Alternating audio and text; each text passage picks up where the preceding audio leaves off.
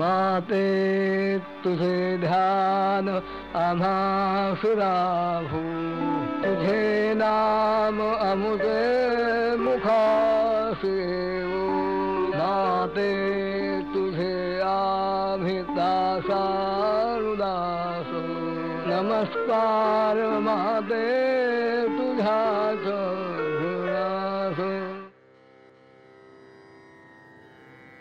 माहूरला श्री रेणुका मातेचे दर्शन घेऊन हरी महाराज आणि सगळी मंडळी नगरला परत आली. आल्यानंतर सद्गुरू आज्ञेने केवळ मिळेल तेवढ्याच ओल्या माधुकरीवर राहण्याचे व्रत हरी महाराजांनी स्वीकारले. जवळपास 3-4 महिने हा नियम सुरू होता. याच दरम्यान बालाजी मंदिरात एके दिवशी सायंकाळी दिवे लागणीच्या वेळी सायं संध्या आटोपून हरी महाराज बसले होते. माहूरच्या आठवणी सतत समोर येत होत्या. माहूरच्या अंबाबाईचे दर्शन, प्रवासातील मारुतीरायाचे दर्शन स्मरणात सारखे दरवळत होते. मात्र हरी महाराजांना त्यासोबतच्या भक्ताचा एक अनुभव आठवला. कृष्णानंद स्वामींनी एका भक्ताला गडावरून खाली काही पूजेचे साहित्य आणायला पाठवले आणि जरा परतायला वेळ लागला. मंदिरामागे असताना अचानक त्या शिष्याच्या समोर मोठी डरकाळी ऐकू आली आणि त्या डरकाळी पाठोपाठ स्वतः व्याघ्र देवता समोर आली. तेव्हा भक्त घाबरला. काय करावे त्याला कळेना. असे असताना मोठ्याने कृष्णानंद स्वामींचा आवाज त्याला ऐकू आला. अरे घाबरू नको, तुला प्रत्यक्ष आई भगवतीने दर्शन दिलंय.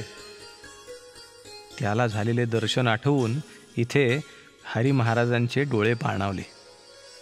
भाव निर्माण झाला की आपल्याला दर्शन कधी होईल.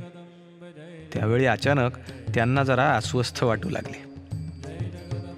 सद्गुरू सिद्धनाथ महाराज यांचा संचार हरी महाराजांना होणे सर्वांनाच घरात सवयीचे झालेले होते. आता मात्र जरा वेगळीच अस्वस्थता वाटत होती. संचार झाल्याप्रमाणे हालचाली झाल्या.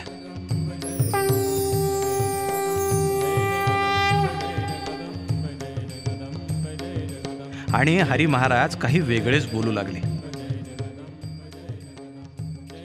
मी इथं नाही, मला इथं का बोलावता? तुम्ही तिथं या, मी तिथं तुम्हाला भेटेन. काय? दादा, रमाबाई आणि प्रल्हाद सगळेच एकदम हरी महाराजांकडे पाहून म्हणाले. चमकून हरी महाराजांकडे सगळेजण पाहत होते.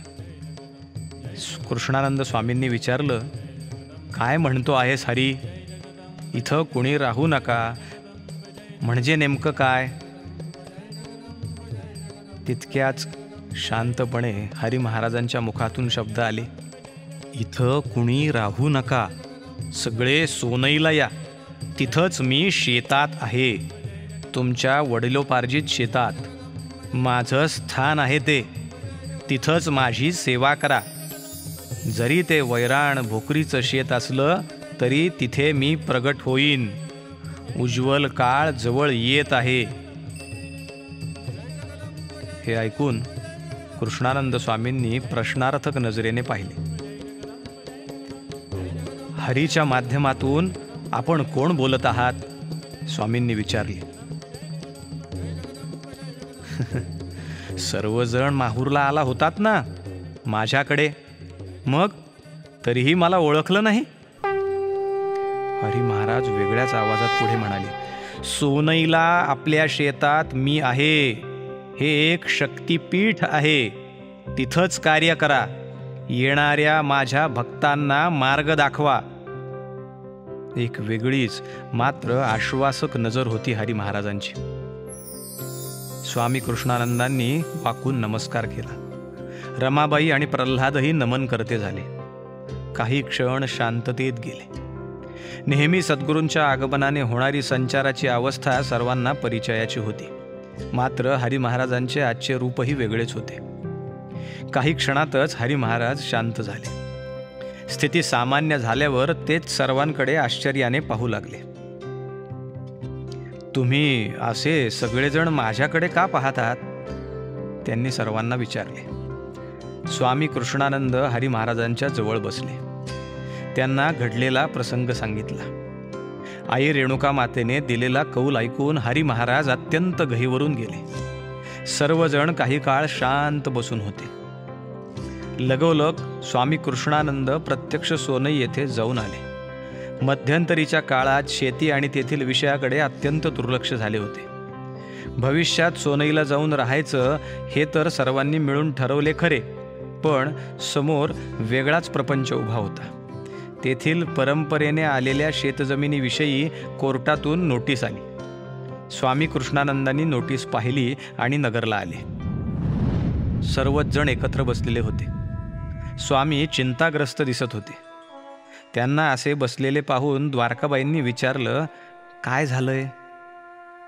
स्वामी सांगू लागले, कोर्टाचा आदेश आहे की कुळाने इतके दिवस जमीन कसली आहे, त्यामुळे एकतर 1000 रुपये त्यांना द्यावेत किंवा जमीन त्यांच्या नावे करावी.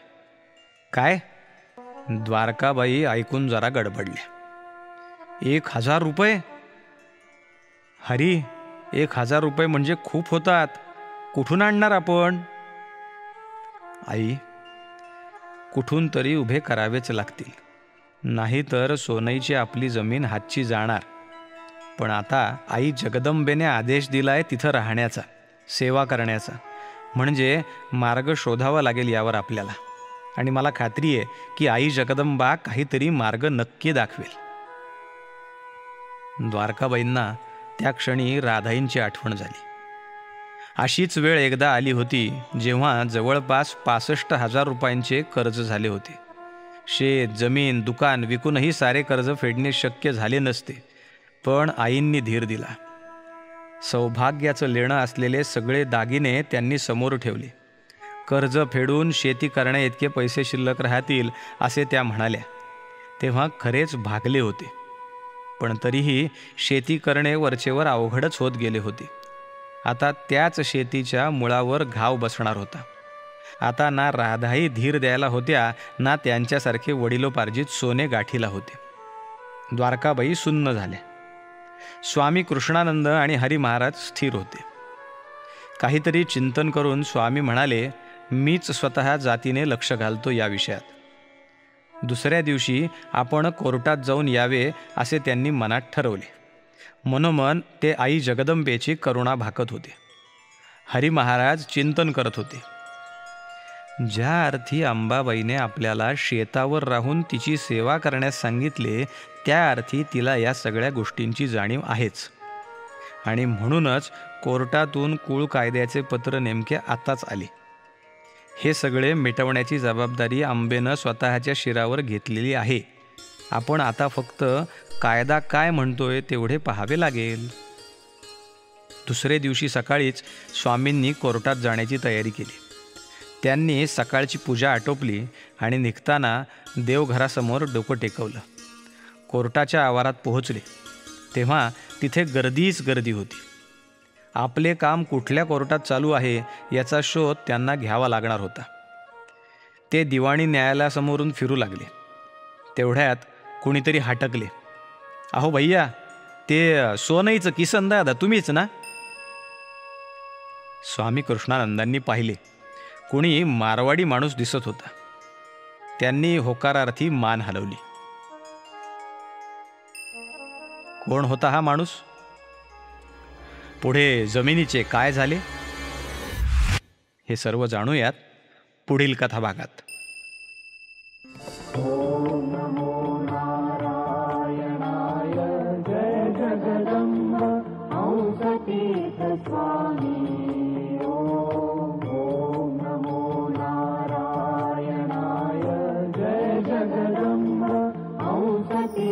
Swami